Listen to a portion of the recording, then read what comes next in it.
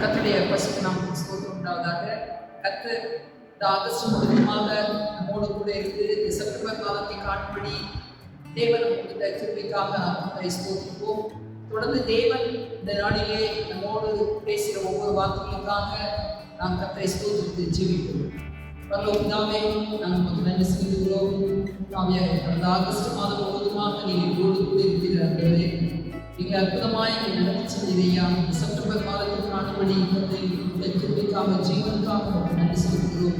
தொடர்ந்து தேவாவியானவரை எங்களோடு பேசுவீராக. ஆண்டவரே, இடத்திலே அசைவாடுவீராக. தேவன் ஆண்டவரே, வாக்கிலே கொண்டு எங்களோடு கூட பேசுவீராக. இதை நாம் மயமையா இந்த நோக்கத்தோடு இந்த வாக்கிலே அனுப்புகிற அந்த நோக்கம் நிறைவேறும்படிக்காய் ஜெபிக்கிறோம். இயேசுவின் நாமத்தில் ஜெபிக்கிறேன் நல்ல பிதாவே, ஆமென். கர்த்தருடைய பரிசுத்த நாமத்துக்கு ஸ்தோத்திரம் உண்டாவதாக. வேதத்திலே வசனத்தை வாசிப்போம். ஏசாயா புத்தகம் 61 அதிகாரம் 9வது வசனத்தை வாசிப்போம். அவர்கள் சந்ததியானது ஜாதிகளின் நடுவிலும் அவர்கள் சந்தானமானது ஜனங்களின் நடுவிலும் அறியப்பட்டிருக்கும்.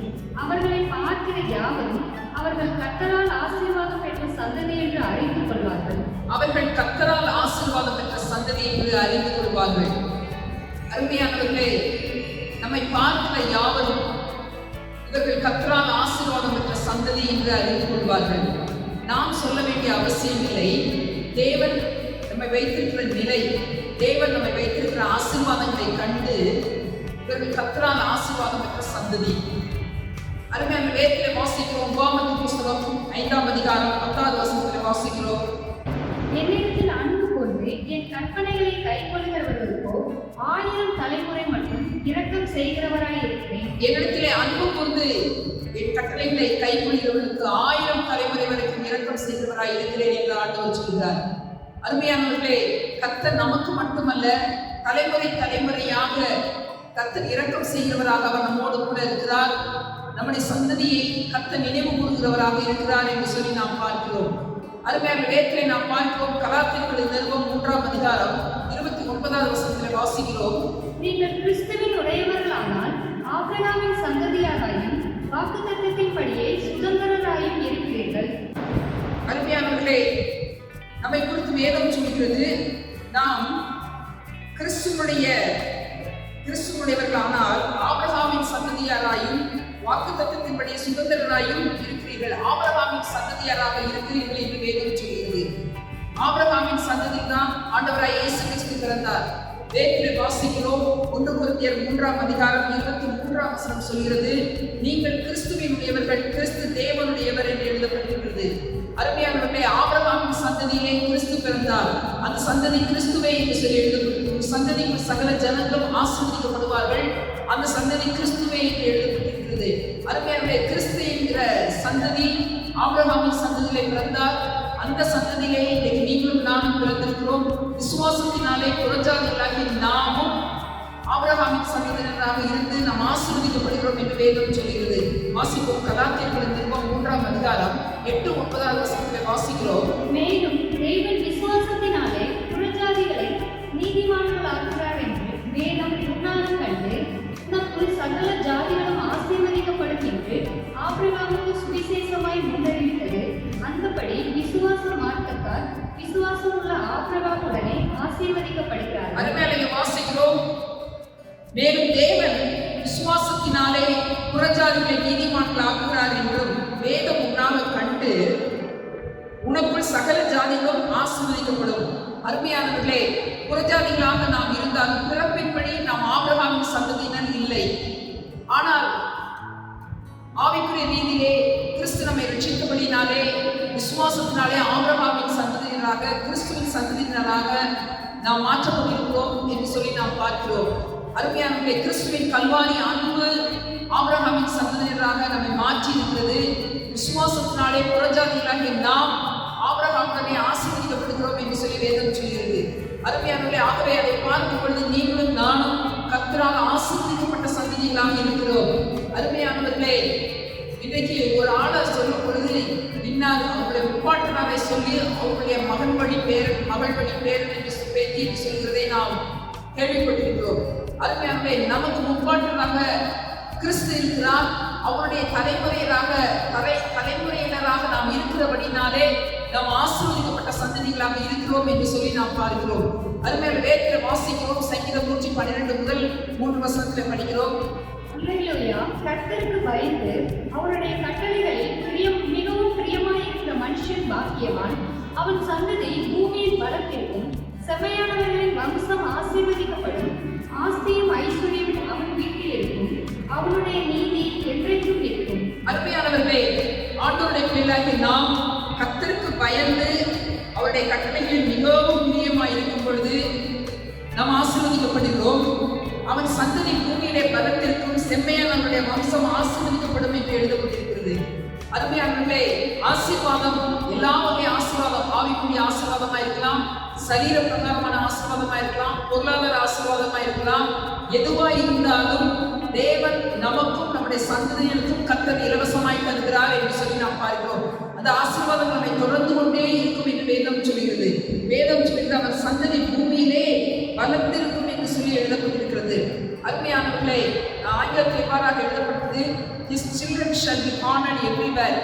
அவருடைய பிள்ளைகள் எங்கே போனாலும் மரியாதைக்குரியவர்களாக இருப்பார்கள் என்று சொல்லி எழுதப்பட்டிருக்கிறது. தேவனுடைய சந்ததியை இவ்வாறாக ஆசீர்வதிக்கிறார். செம்மையானவருடைய வம்சம் ஆசீர்வதிக்கப்படும். ஆஸ்தியும் ஐஸ்வர்யம் அவன் வீட்டில் இருக்கும். அவருடைய நீதி என்றென்றைக்கும் இருக்கும். his good deeds never be forgotten என்று சொல்லி எழுதப்படுகிறது. அவர் செய்த நற்கிரியைகள் ஒரு நாளும் மறக்கப்படுவதில்லை. தலைமுறை தலைமுறையாக ஆசீர்வாதத்தை கட்டளிடுகிறார் என்று சொல்லி பொய்யுரையாக வேதம் சொல்கிறது. அருமையானவர்களே, பழைய பாட்டிலே பார்க்கும் பொழுது ஆண்டவர் ஆபிரகாமின் தேவனும் ஈசாக்கின் தேவனும் யாக்கோபின் தேவனுமாய் இருக்கிறேன் என்று ஆண்டவர் சொல்கிறதை நாம் பார்க்கிறோம். அருமையானவர்களே, அப்படிப்பட்ட ஆபிரகாம் பெலிஸ்திய தேசத்திலே அவர் குடியிருக்கும் பொழுது அந்த தேசத்து ராஜாவாகிய அபிமெலேக்கு அவரிடத்தில் சொல்லுகிற வார்த்தையை குறித்து நாம் வேதத்தில் பார்க்கிறோம். ஆதியாகமத்தின் புத்தகம் 21ஆம் அதிகாரம் 22, 23 வசனத்திலே வாசிக்கிறோம். அக்காலத்தில் அபிமெலேக்கும் அவன் சேனாதிபதியாகிய பிகோலும் ஆபிரகாமை நோக்கி, நீ செய்கிற காரியங்கள் எல்லாவற்றிலும் தேவன் உன்னுடனே இருக்கிறார். போதும், நீ செய்கிற காரியங்கள் எல்லாவற்றிலும் தேவன் உன்னுடனே இருக்கிறார். அந்நிய தேசத்திலே புறஜாதியாகிய அந்நிய தேசத்தானாகிய அந்த ராஜா சொல்றாரு, நீ செய்கிற காரியங்கள் எல்லாவற்றிலும் தேவன் உன்னுடனே இருக்கிறார். தேவனுடைய ஆசீர்வாதம் அவருடைய சிரசிலே தங்கியிருப்பதை உணர்ந்து அந்த அந்நிய தேசத்து ராஜா சொல்வதை பார்க்கிறோம். அந்நிய தேசத்திலே ஆபிரகாம் போய் குடியிருக்கிறாரு. ஆனால் அவர் செய்கிற காரியங்கள் எல்லாவற்றையும் கர்த்தர் ஆசீர்வதித்து வாய்க்கப்படுகிறபடினாலே அருமையானவர்களே, அவர் சொல்றார், கர்த்தர் உன்னுடனே இருக்கிறார். ஆகவே தொடர்ந்து படிக்கிறோம், வாசிப்போம்.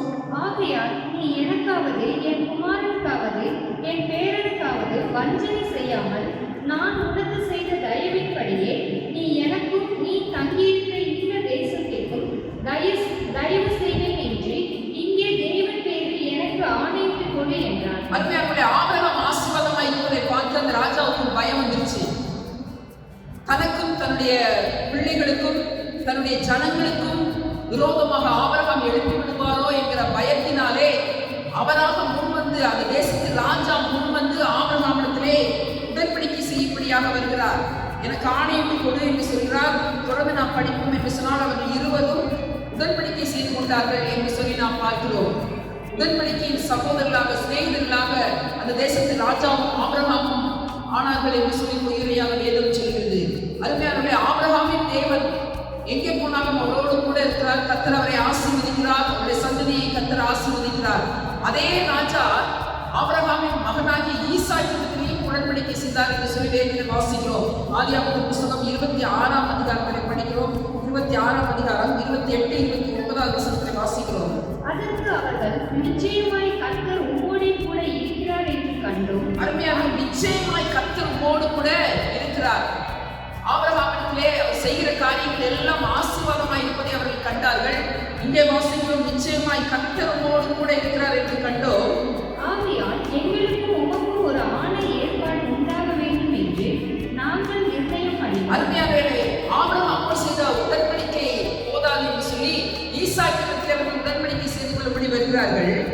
நாங்கள் உம்மை தொடாமல் நன்மையே உமக்கு செய்து உம்மை சமாதானத்தோடு அனுப்பிவிட்டது போல நீரும் எங்களுக்கு தீர்ப்பு செய்யாதபடிக்கு உம்மோடே உடன்படிக்கை பண்ணிக்கொள்ள வந்தோம். நீர் கர்த்தரால் ஆசீர்வதிக்கப்பட்டவராமே என்றார். அருமையானவர்களே, சமாதான உடன்படிக்கை செய்யும்படி அந்த ராஜா முன் வருகிறதை நாம் பார்க்கிறோம். காரணம் ஈசாக்கு விரைவில்தான் கர்த்தர் அவனை ஆசீர்வதித்ததினாலே அந்த வருஷத்திலே 100 மடங்கு பலனடைந்தான் என்று வேதம் சொல்கிறது. பஞ்ச காலத்திலே அந்நிய தேசத்தில் அவன் விதைத்த பொழுது கர்த்தர் அவனை திரளாய் ஆசீர்வதித்தார். அருமையானவர்களே, ஆகவே மழை இல்லாத பஞ்ச காலத்திலே தேவனுடைய ஆசீர்வாதத்தினாலே ஈசாக்கினுடைய கையின் பிரயாசம் ஆசீர்வதிக்கப்படுகிறது. அவன் 100 மடங்கு பலனடைந்தான் என்று சொல்லி நாம் வாசிக்கிறோம். 12வது வசனத்தில், அது ஆதியாகமம் 26ஆம் அதிகாரம் 12வது வசனத்தில் வாசிக்கிறோம். கர்த்தர் அவனை ஆசீர்வதித்தார் என்று சொல்லி நாம் பார்க்கிறோம். அது மட்டுமல்ல, ஈசாக்கினுடைய வேலைக்காரர்கள் தோண்டுகிற துறவை எல்லாவற்றையும் அந்த ராஜாவுடைய ஆட்கள் திரும்ப திரும்ப அதை எங்கது சொல்லி உரிமை பாராட்டி கொண்டே இருக்கிறார்கள். அருமையானவர்களே, அதாவது ஈசாக்கு என்ன வேலை செய்தாலும் அதில் கர்த்தருடைய ஆசீர்வாதம் இருக்கிறதே அந்த தேசத்து ராஜா கண்டு ஈசாக்கிடத்தில் உடன்படிக்கை செய்யும்படி வருகிறார். நீர் கர்த்தரால் ஆசீர்வதிக்கப்பட்டவராமே. அருமையானவர்களே, ஆகவே நம்முடைய தேவன் ஆசீர்வாதத்தின் தேவன், தலைமுறை தலைமுறையாக நம்மை ஆசீர்வதிக்கிற தேவன் என்று சொல்லி நாம் பார்க்கிறோம். அருமையானவர்களே, ஆகவே அந்நிய தெய்வத்தை வணங்குகிற ராஜா சொல்கிறதை பார்க்கிறோம். ஆண்டவருடைய பிள்ளைகளாகிய நாம் ஆசீர்வதிக்கப்பட்டவர்கள், ஆசீர்வாதத்தின் சந்ததியினர் என்பதை இந்த உலகம் காணும்படியாக தேவன் திரளாய் ஆசீர்வதிக்கிறார் என்று சொல்லி நாம் பார்க்கிறோம். ஆசீர்வாதம் அவர்களோடு முடிந்து போகவில்லை, அடுத்து யாக்கோபையும் தொடர்கிறது. அருமையான வேதத்திலே பார்க்கிறோம், நான் கோலும் கையுமாக இந்த யோர்தானை கடந்து போனேன், ஆனால் திரும்பி வரும்பொழுது 2 பரிவாரத்தை உடையவனானேன் என்று யாக்கோபு சொல்கிறதை நாம் வேதத்திலே பார்க்கிறோம். அருமையானவர்களே, ஆகவே நம்முடைய தேவன் ஆசீர்வாதத்தின் தேவன், தலைமுறை தலைமுறையாக நம்மை ஆசீர்வதிக்கிறவராக, அருமையானவர்களே, ஆசீர்வதிக்கப்பட்ட சந்ததிகளாக கர்த்தர் நம்மை வைத்திருக்கிறார் என்று சொல்லி நாம் பார்க்கிறோம். அந்த ஈசாக்கினுடைய பேரனாகிய யோசேப்பை குறித்து வேதத்திலே பார்க்கிறோம். ஆபிரகாம், ஈசாக்கு, யாக்கோபு, அடுத்து யோசேப்பை குறித்து வாசிக்கிறோம். ஆதியாகமத்தின் புத்தகம் 39ஆம் அதிகாரம் 2 முதல் 5 வரைக்கும் வாசிக்கிறார். 2ஆம் வசனத்திலிருந்து 5ஆம் வசனம் வரைக்கும். கர்த்தர் யோசேப்போடு இருந்தார். அருமையானவர்களே, ஆபிரகாமோடு இருந்த தேவன் ஈசாக்கோடு இருக்கிறார், யாக்கோபோடு இருக்கிறார். இப்பொழுது அவருடைய மகனாகிய யோசேப்போடும் கர்த்தர் கூட இருக்கிறார். அவன் காரிய சித்தி உள்ளவனானான். அருமையானவர்களே, தேவன் நம்மோடு கூட இருக்கிறபடினாலே, நம்முடைய தலைமுறையோடு கர்த்தர் கூட இருக்கிறபடினாலே காரிய சித்தி உள்ளவர்கள் ஆகிறார்கள். அவன் எகிப்தியனாகிய தன் எஜமானுடைய வீட்டிலே இருந்தான். கர்த்தர் அவனோடு இருக்கிறார் என்று, அவன் செய்கிற யாவையும் கர்த்தர் வாய்ப்பு பண்ணுகிறார் என்று அவன் எஜமான் கண்டு. அருமையானவர்களே, யாருமே அவருக்கு இன்ஃபார்ம் பண்ணல, அந்த எஜமானனே கண்டாரா? என்ன கண்டாரா? கர்த்தர் அவனோடு இருக்கிறார் என்றும், அவன் செய்கிற யாவையும் கர்த்தர் வாய்க்க பண்ணுகிறார் என்றும் அந்த அந்நிய தேசத்தை, எகிப்து தேசத்தை எஜமான் கண்டான் என்று சொல்லி நாம் பார்க்கிறோம்.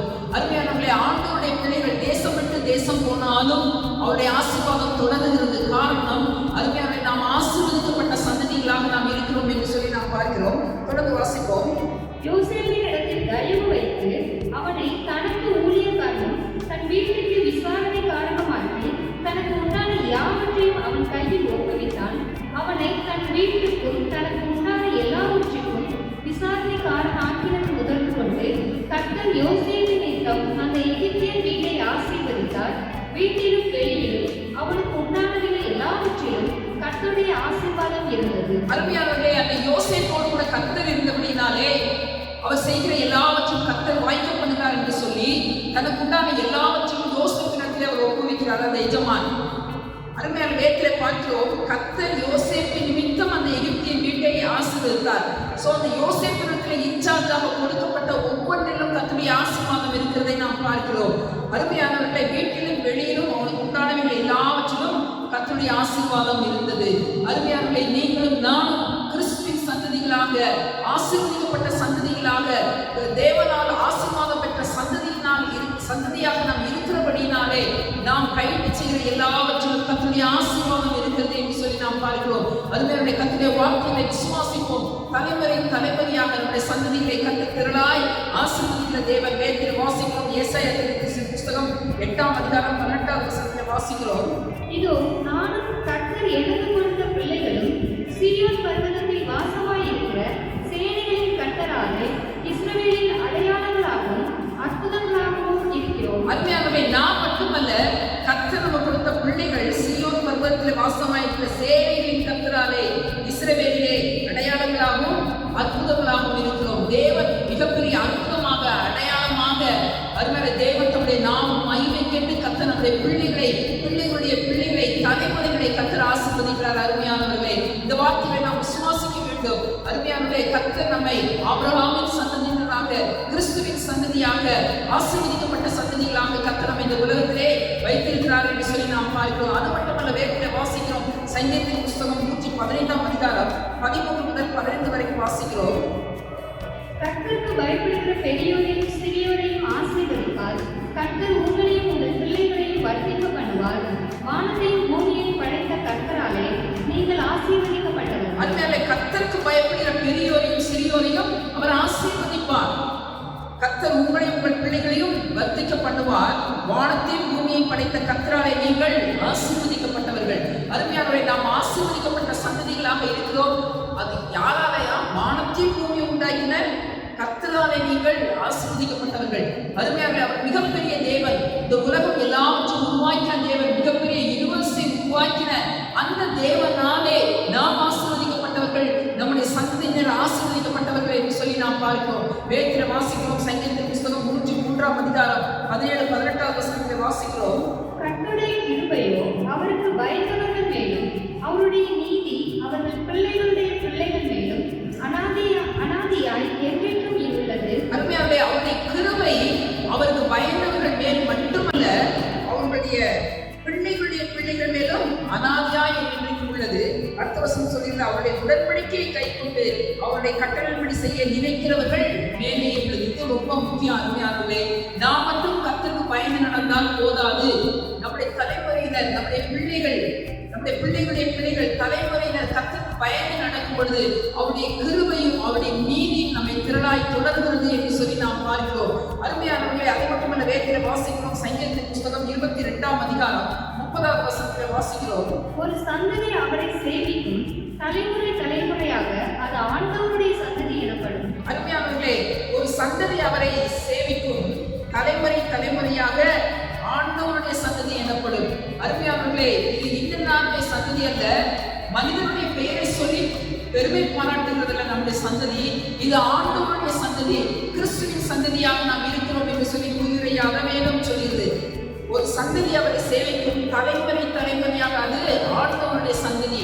தேவன் நம்மை ஏன் ஆசீர்வதிக்கப்பட்ட சந்ததியாக வைத்துள்ளார் என்று சொன்னால், நாம் ஆண்டவருடைய சந்ததியாக இருக்கிறோம் என்று சொல்லி நாம் பார்க்கிறோம்.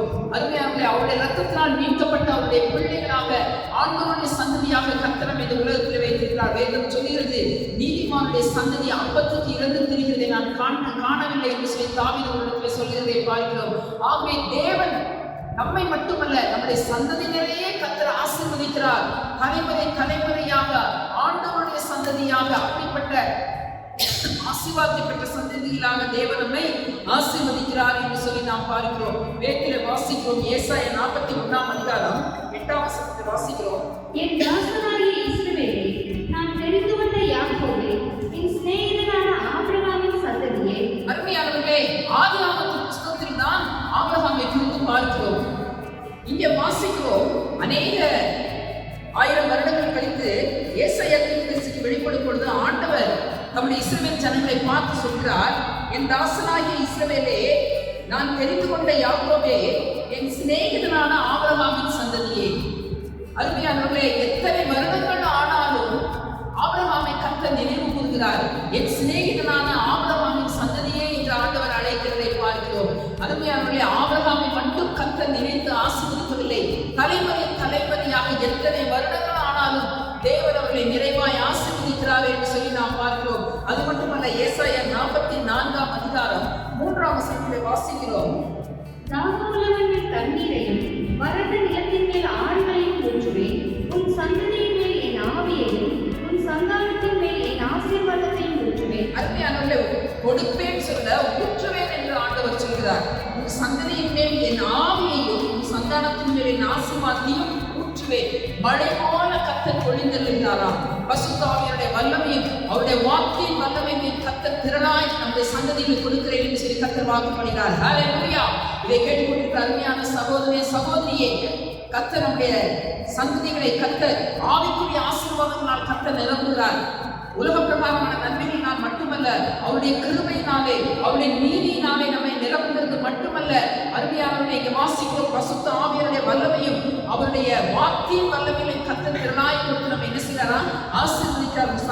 என் ஆசீர்வாதத்தை ஊற்றுவேன் என்று கர்த்தர் வாக்கு பண்ணுகிறார். நம்முடைய தேவன் சந்ததிகளை நேசிக்கிற தேவன், நினைவு கூறுகிற தேவன், ஆசீர்வதிக்கிற தேவன், நம்மை பெருகச் செய்கிற தேவனாக அவர் நம்மோடு கூட இருக்கிறார். காரணம் நீங்களும் நானும் ஆசீர்வதிக்கப்பட்ட சந்ததிகளாக, கிறிஸ்துவின் சந்ததிகளாக இந்த உலகத்தில் நாம் வாழ்ந்து கொண்டிருக்கிறோம். விசுவாசத்தினாலே ஆபிரகாமின் சந்ததிகளாக, ஆசீர்வதிக்கப்பட்ட சந்ததிகளாக நாம் வாழ்ந்து கொண்டிருக்கிறோம். வேதத்திலே வாசிக்கிறோம். ஏசாயா 59ஆம் அதிகாரம் 21ஆம் வசனத்திலே வேதத்திலே வாசிக்கிறோம்.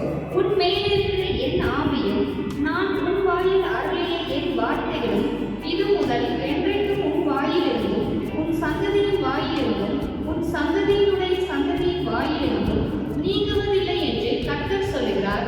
இது எனக்கு அவர்களோடு இருக்கும் என் உடன்படிக்கை என்று கர்த்தர் சொல்லுகிறார். அருமையானவர்களே, கர்த்தர் நம்மோடு ஒரு உடன்படிக்கை செய்கிறாரா? பிராமிஸ், அதை மாறவே மாட்டார். நம்முடைய தேவன் உடன்படிக்கையின் தேவனாக இருக்கிறார். இவ்வேதம் சொல்கிறது, உன்மேல் இருக்கிற என் ஆவியும் உன் வாயிலுடைய என் வார்த்தைகளும் இது முதல் என்னென்றைக்கும் உன் வாயிலிருந்தும் உன் சந்ததியின் வாயிலும் உன் சந்ததியினுடைய சந்ததியின் வாயிலும் நீங்குவதில்லை என்று கர்த்தர் சொல்கிறார். இதை கேட்டுக்கொண்டிருக்க அருமையானவர்களே, உங்களுடைய குடும்பத்திலே உங்களுடைய பிள்ளைகள் ரட்சிக்கப்படவில்லையே சொல்லி நீங்க உங்களுடைய வேதனையோடு இருக்கிறீர்கள் என்று சொன்னால், இப்படிப்பட்ட வாக்குத்தத்த வார்த்தைகளை சொல்லி சொல்லி கற்றுக்கொள்கிற அருமையானவர்களே, கர்த்தர் நம்முடைய சந்ததியின் வாயிலும் சந்ததியினுடைய சந்ததியுடைய வாயிலும் நீங்குவதில்லை.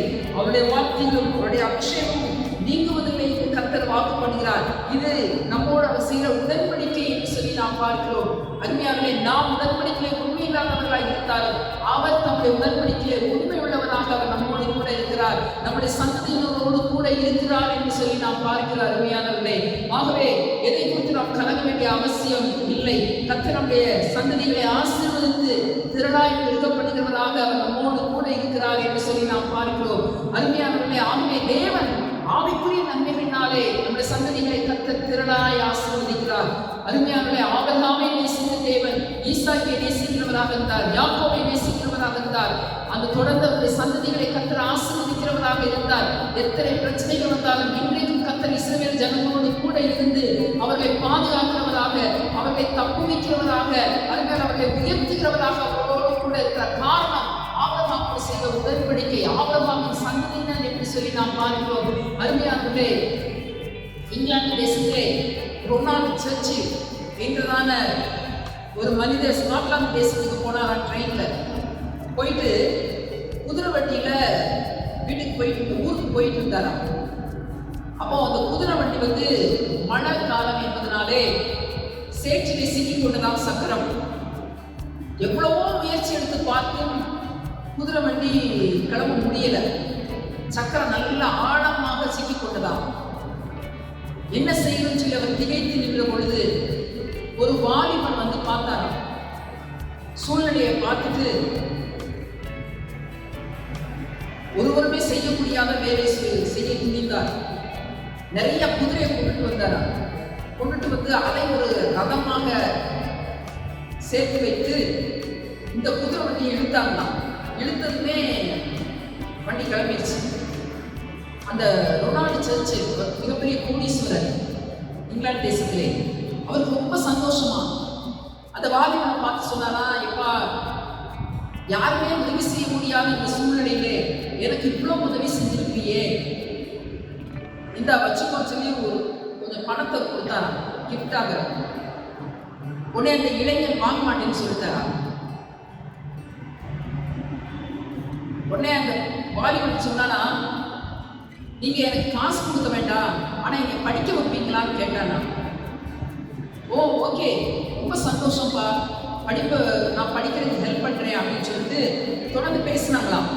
என்ன படிக்கணும்னு கேட்டதும், நான் மெடிசன் படிக்கணும்னு நினைக்கிறேன் அப்படின்னு சொன்னதும், உடனே அவர் தன்னோடு கூட கூட்டிட்டு போய் அந்த தேசத்திலே, இங்கிலாந்து தேசத்திலே மிகப்பெரிய ஃபேமஸான ஒரு யூனிவர்சிட்டியிலே மெடிசன் படிக்கிறதுக்கு தேவையான எல்லா உதவிகளையும் அவர் செய்தாராம். அந்த ரொனால்ட் சர்ச் ஃபீஸ் கட்டினாரா, ஹாஸ்டலுக்கு தேவையான எல்லா சகல வசதிகளையும் செய்து கொடுத்து இவர் ரெக்கமெண்டேஷன்ல அந்த ஃபேமஸ் யூனிவர்சிட்டியில அவரை சேர்த்து மெடிசன் படிக்க வச்சாராம்.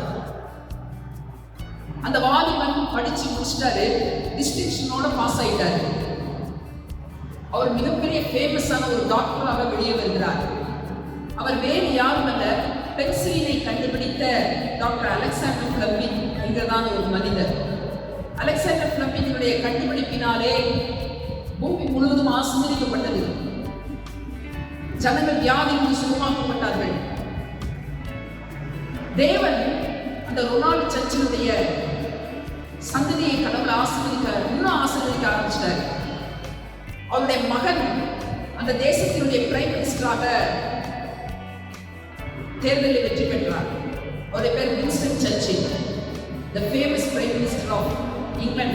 அருமையான வின்ஸ்டன் சர்ச்சிலுடைய அப்பா தான் அந்த வாலிபனுக்கு உதவி செஞ்சிருக்கிறார். தேவன் அதை நினைத்தருளினார். அருமையானவர்களே, தேவன் நம்முடைய சந்ததிகளை ஆசீர்வதிக்கிறார், நினைக்கிறார், அவர்களை பெருகப்படுகிறார் என்று சொல்லி நாம் பார்க்கிறோம். வேதத்திலே வாசிக்கிறோம். நீதிமொழியின் புத்தகம் 19ஆம் அதிகாரம் 17ஆம் வசனத்திலே வாசிக்கிறோம். ஏழைக்கு இறங்கிறவன் கர்த்தருக்கு கடன் கொடுக்கிறான், அவன் கொடுத்ததை அவர் திரும்ப கொடுப்பார். ஏழைக்கு இறங்குறவன் கர்த்தருக்கு கடன் கொடுக்கிறான், அவன் கொடுத்ததை அவர் திரும்ப கொடுப்பார். அவன் உடனே கொடுக்கணும்னு எதிர்பார்க்க கூடாது. சில வருடங்கள் ஆகலாம், சில மாதங்கள் ஆகலாம், சில நாட்கள் ஆகலாம். ஆனால் ஏற்ற காலத்திலே கர்த்தர் அதை வட்டி முதலுமாக திரும்பி கொடுக்கிற தேவன். கிறிஸ்துவின் நாமத்து நிமித்தம் நாம் செய்கிற ஒவ்வொரு நற்கிரியிலும் கர்த்தர் பலனை நமக்கு மட்டுமல்ல நம்முடைய சந்ததிகளுக்கு அதை கர்த்தர் திருப்பி கொடுக்கிறார் என்று சொல்லி நாம் பார்க்கிறோம். அருமையானவர்களே, நம்முடைய தேவன் ரொம்ப நல்லவர்கள், ரொம்ப நல்லவர். வேதத்தில் வாசிக்கிறோம். மத்தேயு சுவிசேஷம் 25ஆம் அதிகாரம் 40ஆம் வசனத்தை வாசிக்கிறோம்.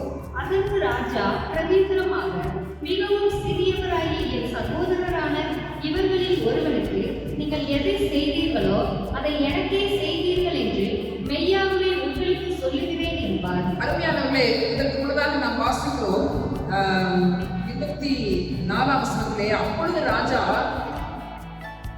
34ஆம் வசனத்தில் படிக்கிறோம். அப்பொழுது ராஜா தமது வலது பக்கத்தில் இருப்பவர்களை பார்த்து, வாருங்கள், என் பிதாவினால் ஆசீர்வதிக்கப்பட்டவர்களே, உலகம் உண்டானது முதல் உங்களுக்காக ஆயத்தம் பண்ணப்பட்டிருக்கிற ராஜ்யத்தை சுதந்திரித்துக் கொள்ளுங்கள். பசியாய் இருந்தேன், எனக்கு போஜனம் கொடுத்தீர்கள். தாகமாய் இருந்தேன், என் தாகத்தை தீர்த்தீர்கள். அந்நியனாய் இருந்தேன், என்னை சேர்த்துக் கொண்டீர்கள். வஸ்திரமில்லாதிருந்தேன், எனக்கு வஸ்திரம் கொடுத்தீர்கள். வியாதியாய் இருந்தேன், என்னை விசாரிக்க வந்தீர்கள். காவலில் இருந்தேன், என்னை பார்க்க வந்தீர்கள் என்பார். அப்பொழுது நீதிமான்கள் அவருக்கு பிரதித்திரமாக, ஆண்டவரே, நாங்கள் எப்பொழுதும் உம்மை பசியுள்ளவராக கண்டு உமக்கு போஜனம் கொடுத்தோம், எப்பொழுதும் உம்மை தாகமுள்ளவர்களாக கண்டு உம்முடைய தாகத்தை தீர்த்தோம், எப்பொழுதும் உம்மை அந்நியராக கண்டு உம்மை சேர்த்துக் கொண்டோம், எப்பொழுதும் உம்மை வஸ்திரம் இல்லாதவராக கண்டு உமக்கு வஸ்திரம் கொடுத்தோம், எப்பொழுதும் உம்மை வியாதி உள்ளவராகவும் காவலில் இருக்கிறவராகவும் கண்டு உம்மிடத்தில் வந்தோம் என்பார்கள். அதற்கு ராஜா பிரதித்திரமாக, மிகவும் சிறியவராகிய என் சகோதரரான இவர்களில் ஒருவனுக்கு நீங்கள் எதை செய்தீர்களோ அதை எனக்கே செய்தீர்கள் என்று மெய்யாகவே உங்களுக்கு சொல்லுகிறேன் என்பார். ஆகவே ஏழை எளிய ஜனங்களுக்கு நாம் செய்கிற நற்கிரிகளை கர்த்தர் நினைத்தருளி கர்த்தர் நம்மை திரளாய் ஆசீர்வதிக்கிறார். இது பரலோக வரைக்கும் இந்த நற்கிரிக்கு பலன் நம்மை தொடர்ந்து வருகிறதை நாம் பார்க்கிறோம். அருமையான பேதுரு வாசிக்கிறோம், என் பிதாவினால் ஆசீர்வதிக்கப்பட்டவர்களே என்று சொல்லுகிறதை நாம் பார்க்கிறோம். அடுத்து இந்த 40ஆம் வசனத்தில் சொல்றார், மிகவும் சிறியவர்களாகி இவர்கள் என் சகோதரனாகி இவர்கள் ஒருவனுக்கு நீங்கள் எதை செய்தீர்கள் அதை எனக்கே செய்தீர்கள். அருமையான இம்மையிலும் கர்த்தர் நம்முடைய சந்ததிகளை ஆசீர்வதிக்கிறார். நாம் கிறிஸ்துவின் நாமத்தின் நிமித்தம் ஏழை எளிய ஜனங்களுக்கு கர்த்தருக்கு செய்கிறோம் என்கிற எண்ணத்தோடு முழு மனதோடு நல்ல காரியங்களை நாம் செய்யும் பொழுது தேவனுடைய சந்ததிகளை ஆசீர்வதிக்கிறது மட்டுமல்ல, அது பரலோகத்து வரைக்கும் அது வந்து நிற்கிறதை நாம் பார்க்கிறோம். ஆண்டவர் சொல்றார், இவர்களுக்கு நீங்கள் எதை செய்தீர்களோ அதை எனக்கே செய்தீர்கள் என்று ஆண்டவர் சொல்கிறதை நாம் பார்க்கிறோம். ஆம் அருமையானவர்களே, கர்த்தர் தலைமுறையாக நம்மை நினைவு கூறுகிற தேவனாக, நம்முடைய சந்ததிகளை ஆசீர்வதிக்கிற தேவனாக இருக்கிறார் என்று சொல்லி நாம் பார்க்கிறோம். ஆகவே கர்த்தருக்கு பயந்து அவருடைய கட்டளைப்படி நடக்கக்கூடிய சந்ததிகளை கர்த்தர் திரளாய் ஆசீர்வதிக்கிறார். அவருடைய சந்ததி பூமியிலே பலத்திற்கும் செம்மையானுடைய வம்சம் ஆசீர்வதிக்கப்படும் என்று வேதம் சொல்கிறது. அருமையானவர்களே, ஆகவே தேவன் நம்மை மட்டுமல்ல நம்முடைய பிள்ளைகளை தலைமுறையாக ஆசீர்வதிக்கிற தேவன், ஆசீர்வாதத்தை தொடரச் செய்கிறவர்களாக அவர் நம்மோடு கூட இருக்கிறார். அருமையானவர்களே, நாம் மட்டுமல்ல நம்முடைய பிள்ளைகள் கர்த்தருக்கு பயந்து நடக்கும் பொழுது இன்னும் அதிகமான ஆசீர்வாதம், நம்முடைய பேர பிள்ளைகள் நம்முடைய தலைமுறையினர் கர்த்தருக்கு பயந்து கர்த்தரை தேடுகிறவர்களாக இருக்கும் பொழுது இன்னும் அதிகமான ஆசீர்வாதம் நம்மை தொடர்ந்து கொண்டே வருகிறது. காரணம் ஆசீர்வதிக்கப்பட்ட கிறிஸ்துவின் சந்ததிகளாக இருக்கிறோம் என்று சொல்லி நாம் பார்க்கிற அருமையானவர்களே, திரும்பவும் நாம் வாசிப்போம். சங்கீதம் 112 9வது வசனத்தை வாசிப்போம். வாரி இறைத்தான், ஏழைகளுக்கு கொடுத்தான், அவனுடைய நீதி என்றென்றைக்கும் இருக்கும், அவன் கொம்பு மகிமையாய் உயர்த்தப்படும். அருமையாக வாரி இறைத்தான், ஏழைகளுக்கு கொடுத்தான். நம்மிடத்தில் இருப்பதை முழு மனதோடு ஏழைகளுக்கு நாம் உதாரணமாய் கொடுக்கும் பொழுது அவனுடைய நீதி என்றென்றைக்கு நிற்கும். அதாவது அவன் செய்த அந்த நற்கிரைகள் தலைமுறை தலைமுறையாக நிற்கும் என்று சொல்லி வேதம் சொல்கிறது. தலைமுறை தலைமுறையாக என்றென்றைக்கு நிற்கும். அவன் கொம்பு மகிமையாய் உயர்த்தப்படும். அருமையானவே, நம்முடைய சந்ததிகளை கர்த்தர் ஆசீர்வதிக்கிறார். ஆசீர்வாதத்தின் சந்ததி. அதே நேரத்தில் நாம் அருமையானவர்களே செய்ய நீதியின் கிரியைகளுக்கு ஏற்ற பலனை கர்த்தர் நம்முடைய தலைமுறைகளுக்கு கர்த்தர் கட்டளிடுகிறார் என்று சொல்லி நாம் பார்க்கிறோம். அருமையானவர்களே, ஆகவே நம்முடைய பிள்ளைகளை குறித்து கவலைப்பட வேண்டாம், நம்முடைய சந்ததிகளை குறித்து அஞ்ச வேண்டாம். ஆண்டவர் சொல்றார், நீங்கள் ஆசீர்வதிக்கப்பட்ட சந்ததி, தலைமுறை தலைமுறையாக இது ஆண்டவருடைய சந்ததி எனப்படும் என்று வேதம் சொல்லியது. அருமையானவர்களே, ஆகவே நம்முடைய பிள்ளைகளை பார்க்கும் பொழுது அவர்களை ஆசீர்வதிப்போம். ஆண்டவரே, நீர் சொன்னீரே ஆசீர்வதிக்கப்பட்ட சந்ததி சொன்னீரப்பான்னு சொல்லுவோம். அருமையானவர்களே, மனம் திரும்பாம இருக்காங்களா? ஜெபிங்க, இப்படிப்பட்ட வார்த்தைகளை சொல்லி நிச்சயமாகவே கர்த்தர் நம்முடைய சந்ததியின் மேல் அவருடைய ஆவியும் நம்முடைய சந்தானத்தின் மேல் ஆசீர்வாதத்தையும் ஊற்றுவேன் என்று வாக்கு பண்ணினவர், வாக்கு மாறாதவராக கர்த்தர் நம்முடைய சந்ததிகளை தலைமுறை தலைமுறையாய் ஆசீர்வதிப்பாராக. கண்களை மூடி ஜெபிப்போம். பரலோக பிதாவே, நான் உங்களுக்கு நன்றி செலுத்துகிறோம். ஆண்டவரே, தலைமுறை தலைமுறையாக எங்களுடைய ஆண்டவருடைய சந்ததியாக ஆசீர்வதிக்கப்பட்ட சந்ததிகளாக நீங்கள் எங்களை தெரிந்து கொண்டீரையா. எங்களை பார்க்கிற யாவரும் ஆசீர்வாதத்தின் சந்ததி என்பதை அறிந்து கொள்ளும்படி நீர் எங்களையும் எங்களுடைய தலைமுறைகளையும் நீர் ஆசீர்வதிக்கிறதுக்காக உமக்கு கோடான கோடி நன்றி செலுத்துகிறோம். ஆண்டவரே, நன்றி செலுத்துகிறோம் ஐயா. கர்த்தாவே, உங்களுடைய கிருபையும் உங்களுடைய நீதியும் எங்களை தொடரக்கூடியதாக இருக்கிறதுக்காக நன்றி ஆண்டவரே. நன்றி தகப்பனே. பரிசுத்த ஆவியினுடைய அபிஷேகத்தையும் உங்களுடைய வார்த்தைகளையும் தலைமுறை தலைமுறையாக எங்களுடைய சந்ததிகளுக்கு நீர் ஆசீர்வதித்து கொடுக்கிறதுக்காக நன்றி செலுத்துகிறோம் ஐயா. 1000 தலைமுறை வரைக்கும் இரக்கம் செய்கிற தேவன், நினைவு கூறுகிற தேவன் எங்களோடு கூட இருக்கிற ஆண்டவரே. அப்பா, உங்க நன்றி ஆண்டவரே. புறஜாதிகளாகிய எங்களையும் ரட்சித்து ஆபிரகாமின் சந்ததிகளாக கிறிஸ்துவின் சந்ததிகளாக எங்களை தெரிந்து கொண்டதற்காக உமக்கு கோடான கொடி நன்றி செலுத்துகிறோம் ஐயா. உங்களுடைய கல்வாரி ரத்தம் எங்களை இவ்வாறாக இணைத்து எங்களை ஆசீர்வாதத்தின் சந்ததிகளாக உலகத்தில் வைத்திருக்கிறதுக்காக நன்றி செலுத்துகிறோம் ஐயா. இந்த நாட்டிலே உடைய நாம் மகிமைக்கு நாங்கள் நீதியின் கிரியைகளை செய்ய அநேகருக்கு ஆசீர்வாதமாக வாழ கர்த்தர் ஒவ்வொருவருடைய கிருபை பாக்கியத்தை தருவீராக. ஆண்டவரை, வாரி இறைத்தான், ஏழைகளை கொடுத்தால் அவருடைய நீதி என்றென்றைக்கும் நிற்கும், அவருடைய கொம்பு மகிமையாய் உயர்த்தப்படும் என்று எழுதுகிறது ஐயா. ஆண்டவரே, அப்பா, எங்களால் இயன்றதை ஆண்டவரே முழு மனதோடு ஏழை எளிய ஜனங்களுக்கு உதாரணமாக செய்ய கர்த்தர் இந்த கிருபை பாக்கியத்தை தருவீராக. அதன் மூலமாக எங்களுடைய தலைமுறையினருக்கு என்றென்றைக்கும் அந்த ஆசீர்வாதத்தை நாங்கள் வைத்து செல்ல கர்த்தருடைய ஆவியானவரை எங்களுக்கு அனுகிரகம் பண்ணுவீராக. ஆசீர்வாதத்தின் சந்ததிகளாக எங்களை தெரிந்து கொண்டதற்காக உமக்கு கோடான கொடி நன்றி செலுத்துகிறோம் ஐயா. இந்த வார்த்தையை கேட்ட ஒவ்வொருவரையும் கர்த்தர் ஆசீர்வதிப்பீராக. தலைமுறை தலைமுறையாக உங்களுடைய ஆசீர்வாதங்கள், உங்களுடைய அபிஷேகம், உங்களுடைய விலையேற்ற வார்த்தைகள் அவரை தொடர்படியாக நாங்கள் ஜெபிக்கிறோம். உங்களுடைய நன்மையும் கிருபையும் நம்முடைய சந்ததிகளை கர்த்தர் தொடரச் செய்வீராக. உங்களுடைய நாமம் மகிமைப்படுவதாக. நீர் அப்படி செய்ய வல்லவராய் இருப்பதற்காக நன்றி செலுத்துகிறோம். இயேசுவின் நாமத்தில் ஜெபிக்கிறேன் நல்ல பிதாவே, ஆமென். என் ஆத்துமாவே கர்த்தரை ஸ்தோத்திரி, என் உள்ளமே என்னுடைய பரிசுத்த நாமத்தை ஸ்தோத்திரி. என் ஆத்துமாவே கர்த்தரை ஸ்தோத்திரி, அவர் செய்த சகல உபகாரங்களை மறவாதே. ஆமென். உங்களுடைய ஆசீர்வாதம்